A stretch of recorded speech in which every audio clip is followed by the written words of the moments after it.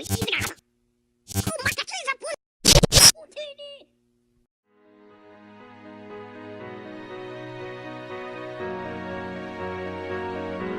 falla de barrio, pues lo dice el nombre, falla de barrio, entonces está abierta al barrio, siempre ha estado abierta al barrio.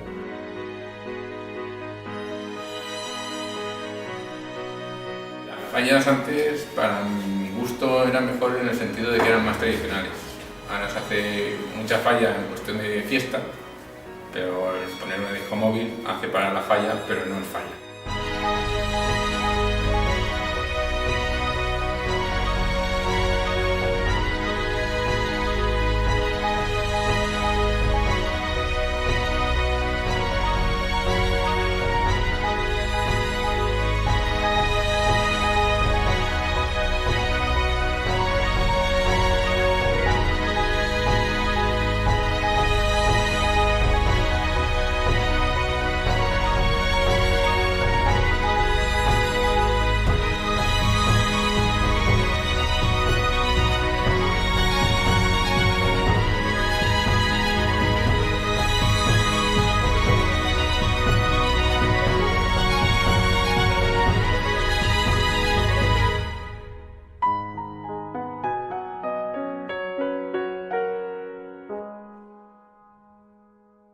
Expectativas en la falla, todos albergamos muchas expectativas, pero tenemos que ser conscientes de que nuestro trabajo es un trabajo totalmente amateur.